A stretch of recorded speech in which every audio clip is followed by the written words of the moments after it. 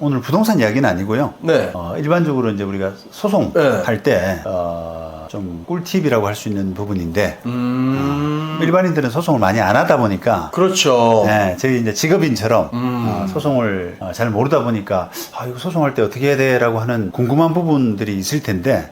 많죠. 예. 네. 그 중에서 이제 가장 좀 일반적인 부분이라고 할 수 있는 두 가지 정도, 제가 오늘 생각해 봤습니다.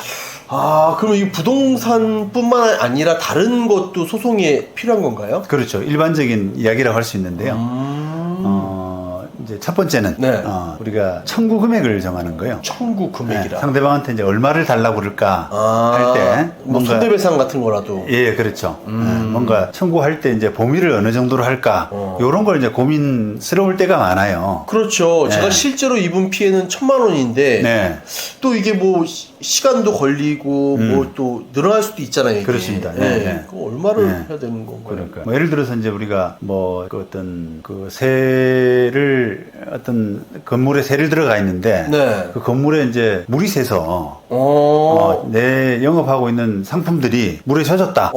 예를 들면 그런 게 있잖아요. 그렇죠. 그 제품도 상할 수 있지만 그래서 손님이 안 올 수도 있잖아요. 안 올 수도 있고 영업도 중지되고 그죠? 네. 얼마가는 중지되고 뭐 이런 것도 있지 않습니까? 야, 이거. 그러니까 이제 그런 식의 손해가 발생했는데 뭐 합의가 안 돼가지고 이제 재판을 해야 되는 그런 상황에서 이거 금액을 얼마로 해야 돼? 이런 고민을 할 수 있지 않습니까? 또 너무 과하게 하면 좀 재판장도 싫어할 것 같고 네, 너무 네. 작게 하면 또 제가 다 못 찾 소송 기간이 오래 걸리니까 맞습니다. 못 찾을 수 네, 있잖아요. 네. 이제 그런 고민들이 이제 들 수 있잖아요. 그런데 이제 꼭 정답은 아닙니다만 제가 이제 직업인으로서 이렇게 소송을 하다 보면 어떤 소송을 해가지고 또 결과물을 받아보고 네. 이런 이제 경험상으로 우리 변호사들이 일반적으로 생각하는 그런 결론이라고 한다면 네. 조금 청구 금액은 넉넉하게 청구하는 것이 낫다. 넉넉하게. 소송 기간을 생각해서 넉넉하게. 아니요. 기간이라기보다는, 네. 이제 내가 예를 들면 받아야 될 몫이, 받아야 될 금액이, 누수가 생겼는데, 네. 내가 뭐 물건 손해나 영업을 못한 거나 이런 거 다 따져서 한 1,000만 원 받아야 되겠다. 더 있지만, 네. 더 손해는 더 크지만 1,000만 원은 받아야 되겠다라고 하면은 한 1,300이나 1,500 정도는 청구해 주는 게 맞아요. 왜냐? 네. 재판부에서는 좀 깎는 경향이 있거든요. 합의를 보기 위해서 좀 깎는 경향이 그렇죠, 있군요. 그렇죠. 네. 그 이제 우리가 이제 입장을 좀 바꿔놓고 생각해서 판사 입장에서는 좀 어떤 공정한 결론, 내가 이 사람 입장도 고려하고 저 사람 입장도 고려하고 해서 이런 정도의 결론을 내렸다라고 하는 모습을 보여주는 것을 좋아합니다. 그러다 보니까 내가 100을 1,000만 원을 청구했는데 1,000만 원을 다 받아들이게 되면 다 인정해주게 되면 판사가 너무 이쪽에 저쪽에만 치우친 거 아니냐 이런 인상을 준단 말이에요. 그러다 보니까 좀 깎는 맛이 있어야 되잖아요.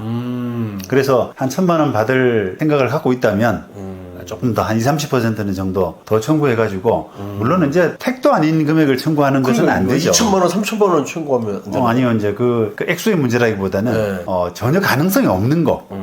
이거는 1,000만 원 물건이 이제 예를 들면 A, B, C 물건이 망가져서 1,000만 원 달라 이렇게 청구 하는데 D, E, F 이런 것까지 다 청구하면은 그게 가능성이 조금 있으면은 D, E, F를 좀 넣어도 상관없는데 D, E, F 청구는 아예 안 된단 말이에요.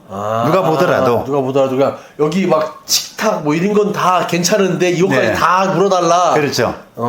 그러니까 택도 없는 거를 청구하면은 그거는 사실은 이제 청구가 기각되는 건 당연하고 또 어떻게 보면 소송 비용 부분이 있잖아요.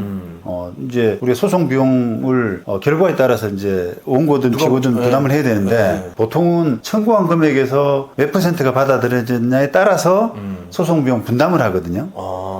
예를 들면 이제 1,000만 원 청구해서 1,000만 원이 다 받아들여졌다면은 피고가 이제 100%를 소송을 다 부담하는데 1,200만 원을 청구해가지고 1,000만 원만 받아들여졌다라고 하면 대체로 이제 12분의 10은 피고 쪽이 부담하고 12분의 2는 원고 쪽이 부담하고.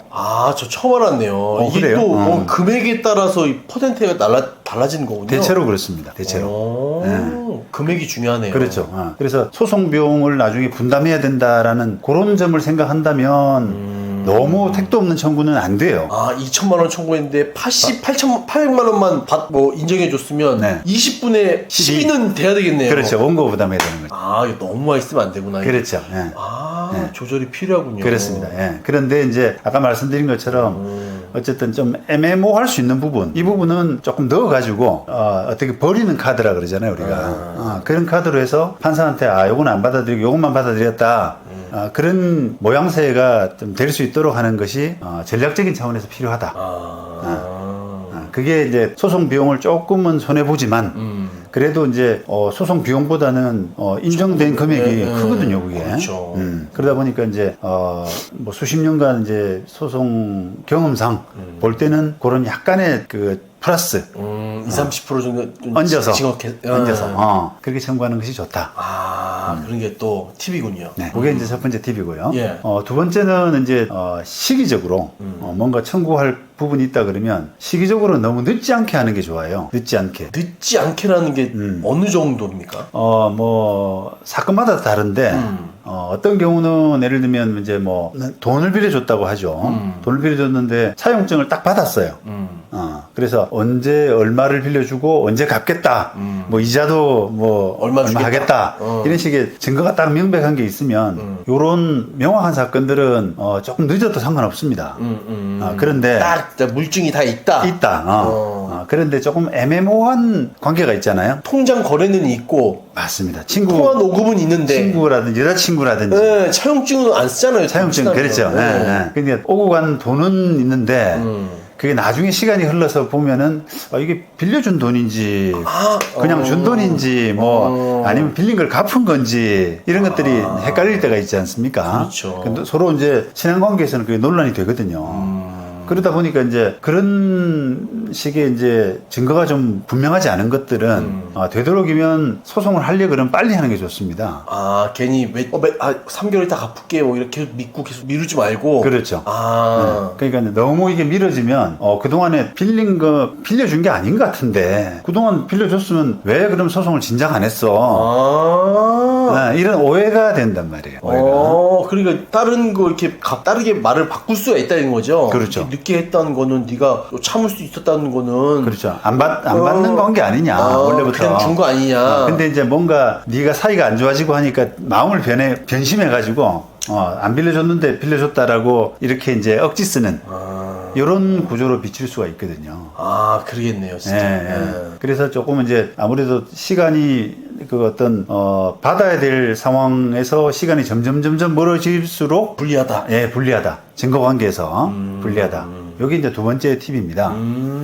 물론 이제 이런 건 있죠. 아까 뭐 친구지간에 돈 빌려줬는데 그 차용증 받긴 좀 그렇고 그래서 문자로 야 언제 갚을 거야. 그러면 뭐 날짜도 이야기하고 또 이자도 좀 이야기할 수도 있고 그렇잖아요. 그렇죠. 그러니까 그런 정도라도 좀 남아 있으면 그거는 괜찮아요. 녹음 파일이나 이게 있으면 좀. 그렇죠. 녹음이라도 있으면은 다행인데 또 뭐 그런 게 처음에는 없었다고 하더라도 중간에 또 한번 독촉한 거라든지 그런 것들이 객관적으로 뭔가 물증이 딱 남아 있으면 그런 관계들은 조금 늦어도 큰 상관은 없습니다. 그런데 이제 증거가 없는 사건에서 맞아요. 애매모호할 때가 있어요. 그렇습니다. 녹음 파일도 없고 뭐 쓴 것도 없고. 그렇죠. 그런 사건은 시간이 늦어지면 늦어질수록 우리가 뭐 권리 위에 잠자는 자 굳이 하지 않는다. 소멸 시효 뭐 이런 것도 있잖아요. 그 뭐 보통 10년 동안 권리 행사하지 않으면은 싹 권리가 소멸하는 것처럼 그런 부분을 생각해 보면은 이게 시간이 지나면 지날수록 법에서는 잘 보호를 안 해주는구나. 그렇게 생각하시면 되겠습니다. 네.